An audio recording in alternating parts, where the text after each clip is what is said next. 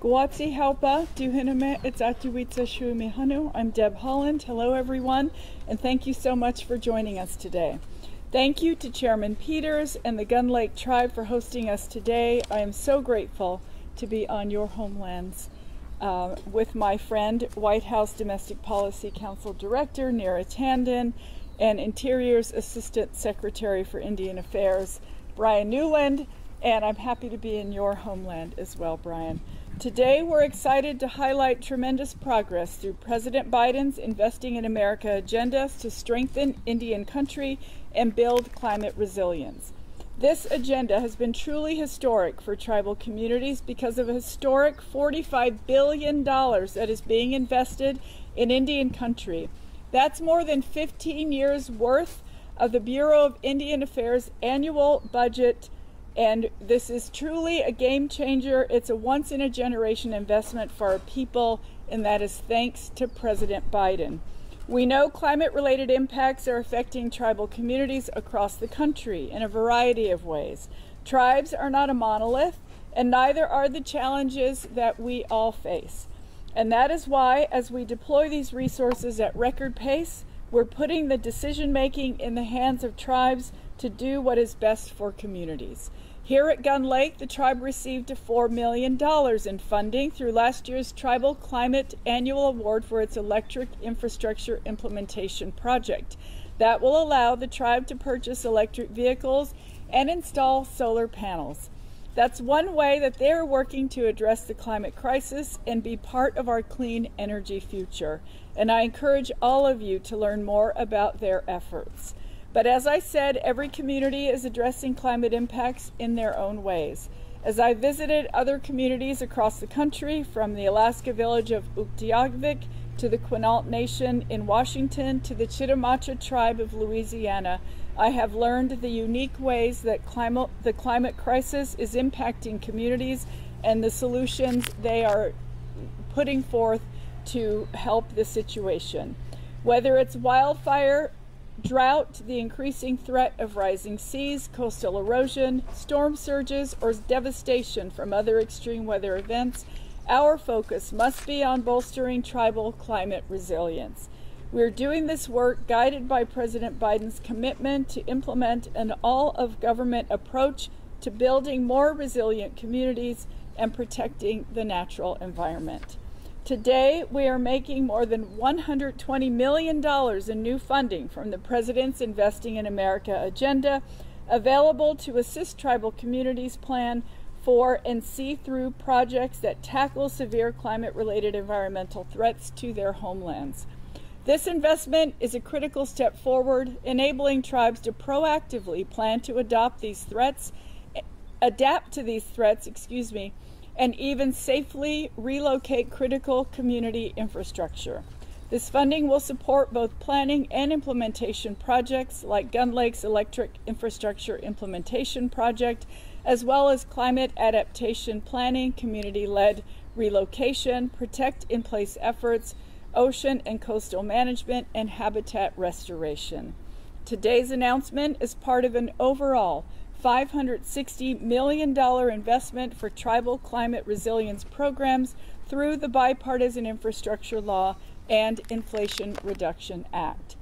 By providing these resources for tribes to plan and implement programs in their own communities, that's an important point I want to emphasize. At Interior, we believe that tribal leaders know best how to serve their own people. The way we have implemented this and other funding through consultation and close coordination will help build lasting and generational change that tribal communities need to stay resilient. Under President Biden's leadership and with the amazing people at Interior and across the federal family, we're making up for significant and systemic underfunding of tribal communities through the decades. We know that the need is incredibly high, and that's what decades of lack of depleted investment looks like. But what we're doing here and will have lasting and enduring results. But as I travel across Indian country, all I see is optimism.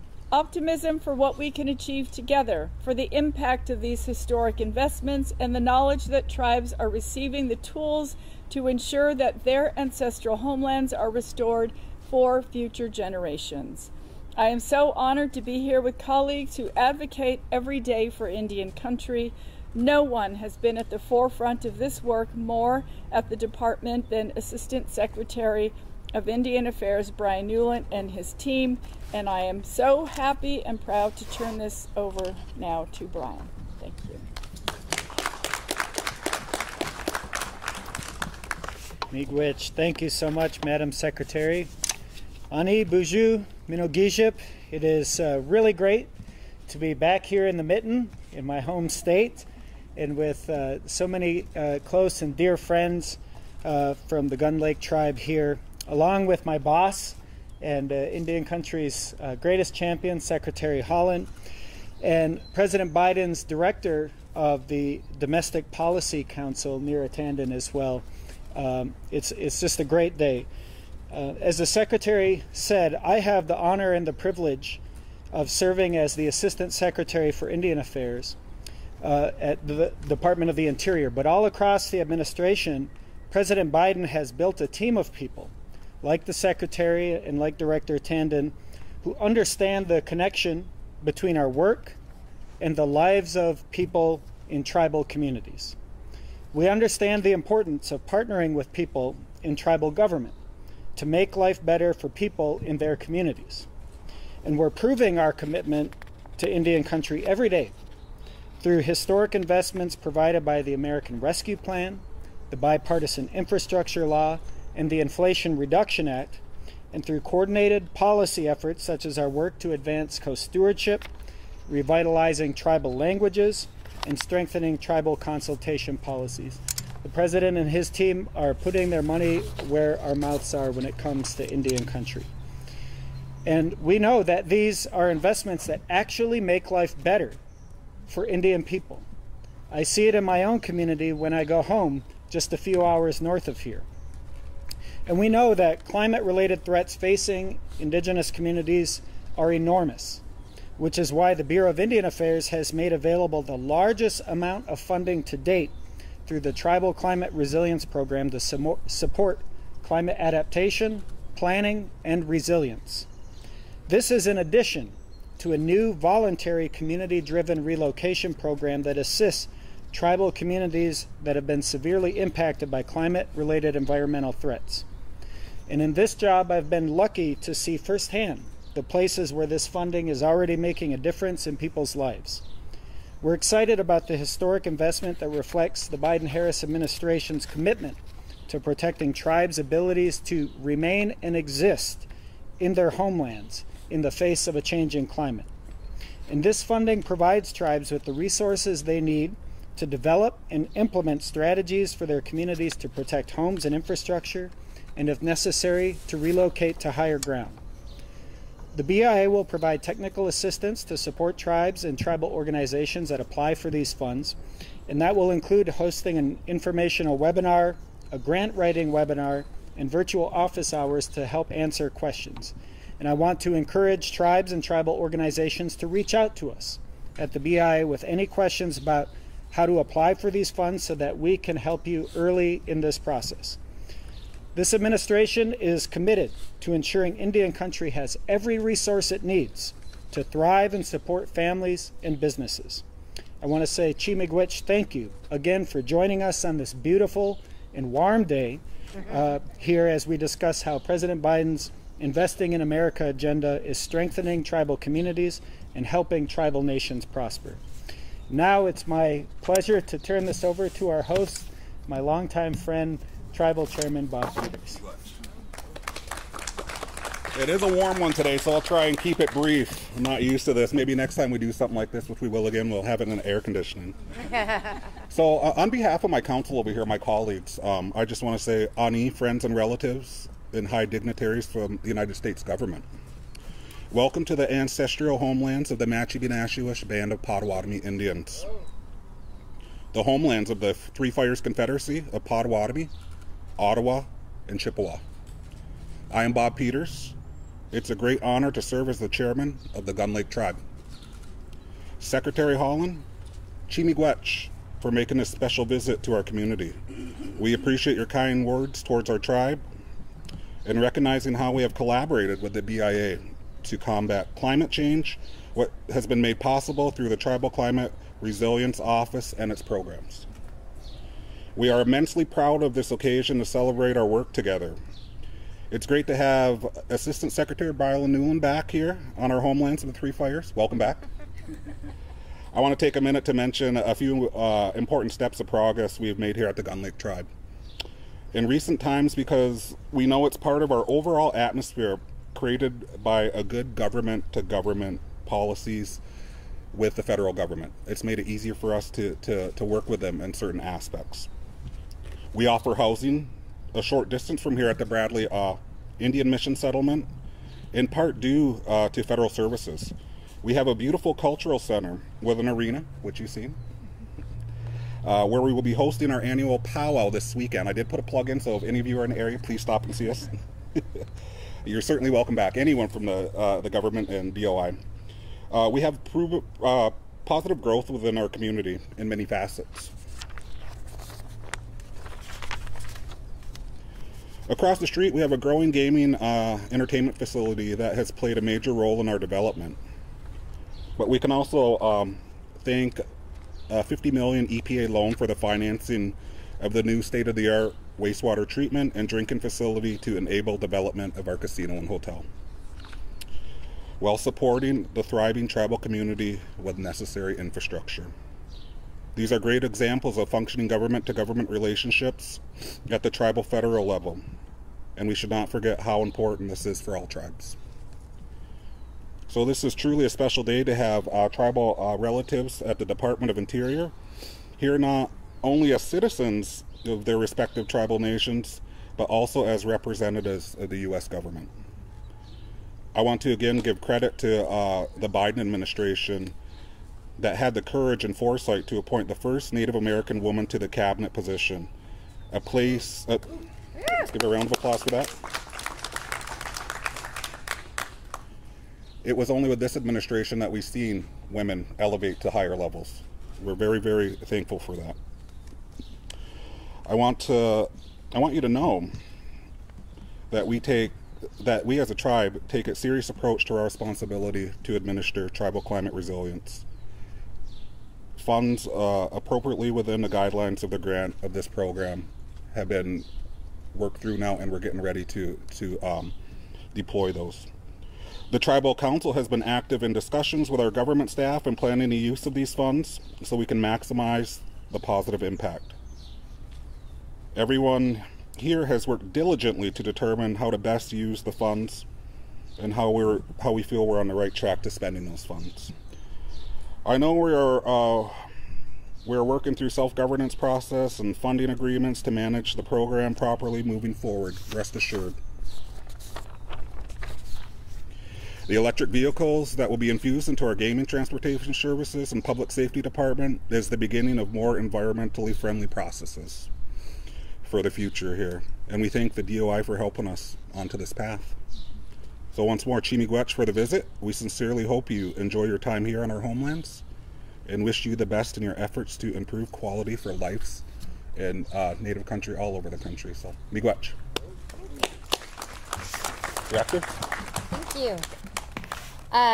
Thank you so much, Chairman Peters. And I really just want to say how profoundly grateful I am to have learned so much today from so many leaders of the Gun Lake Tribe and from other tribes. My name is Neera Tandon. I'm the chair of the Domestic Policy Council at the White House and Domestic Policy Advisor to the President. And I am also the co-chair of the White House Council on Native American Affairs with Secretary Haaland. And I just want to say a point of personal privilege, which is just a profound honor for me to travel with Secretary Haaland and to be here on this visit, because her meaningful representation and leadership and ways that she has really transformed the way the entire government, not just the Department of Interior, but the way the entire government is really living up to the treaty to government relationship that we have is really profound. And I just want to say thank you to her, to Brian, and to so many others. So we learned a lot in our visit today. and heard from many different leaders. And I think it really does demonstrate the power of the partnership between the Biden-Harris administration and tribal leaders. We just heard a great deal about the $4 million of investment so far in renewable energy, and how the tribe is transforming that investment into real change, new jobs, but ensuring that they have lower priced energy, and that they are doing this all with new solar panels, with new electric vehicles. They're doing this all in a way which will reduce the carbon footprint. It is really a demonstration of the win-win-win of our climate investments and the Investment in America agenda.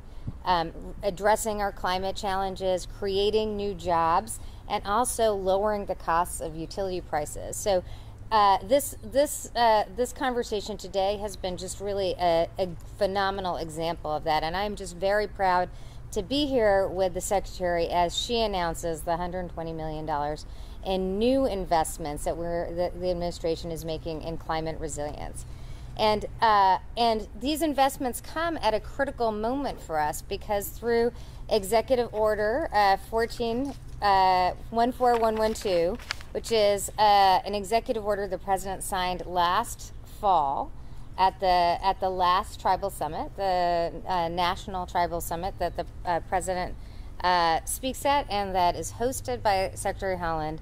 He put forward this executive order, which is fundamentally about ensuring the dignity, that the federal government treats every tribe with dignity by respecting its autonomy, providing more flexibility, ensuring that we are recognizing that tribal nations are governments, not subsidiaries of their states, but governments, and respecting that relationship. And so this is a moment where through the executive order and through these new investments, we are hoping that this will lead to transformative change. And we're so proud to see the beginnings of that today with the incredible leadership of the tribe. And I was most struck by is how the tribe is thinking of these investments, tribal leaders are thinking of these investments not for today, but to serve generations to come. And that is what true leadership is. And so I am so grateful to be here. I am so grateful to have the privilege of learning from so many leaders. And also, I know we will both take these stories back to ensure that the federal government can be an even better partner in the future. Thank you so much. Great. We'll take a round of questions from the press. Do we want to start over here with Prince? Sherry, do you want to kick us off? You good? I'm okay for right now. All right. Hi, Secretary Haaland. I wonder if you'd be willing to comment on whether you think President Biden is up for his current job. So I can't comment on the election at all, but if you listen to everything that I said today and everything that Neera said and everything that the chairman said, we are so incredibly grateful for the president's leadership in Indian country. It's because of him that these investments happened at all. It's because of him that an all-of-government approach has taken place across the federal government for every single department, making sure that tribal consultation is a priority for our government. I am incredibly proud also to be the first Native American cabinet secretary in the history of our country. I think that representation matters. The president promised to have a cabinet that looks like America. He has followed through on every single promise that he has made to the American people, and I couldn't be prouder to stand here today to talk about these announcements, to see what the tribe is doing with the opportunities that because of the president we are happening right here and right now. So thank you so much for the question. Levi? Yeah, I'm Levi Rickert, Native News Online. You mentioned the executive order that the president signed at the last tribal summit. Can you kind of bring us up to date some of the success stories? How is that being implemented? I know the president said he wanted to eliminate red tape. I call it white tape, but Fair. I'll call it white tape too. how's it working out?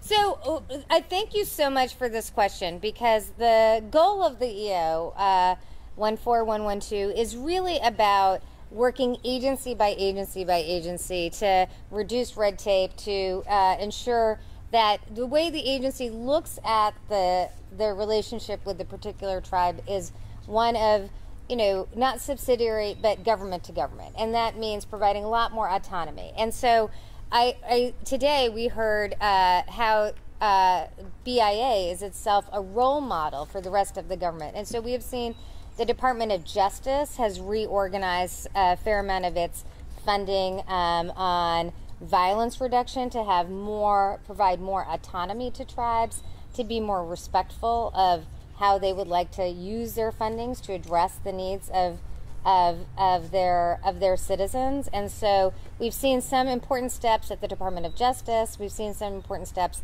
at HHS, at SAMHSA, and other areas. But our work at the Domestic Policy Council is really to drive change agency by agency. I want to just do a shout out to Morgan Rodman, who is the senior advisor on Native American Affairs at the White House and works on the Domestic Policy Council. And so he really works with us agency by agency to deliver change. We've seen some important changes, I'd say, at DOJ, HHS, Veterans Affairs, but there's more across the government. And we see this as something that we need to implement year in and year out to make change agency by agency. Great. TVs?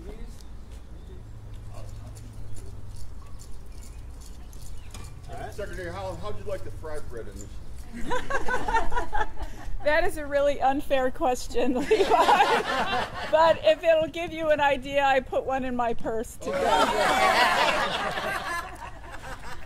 And that's it. Thank you.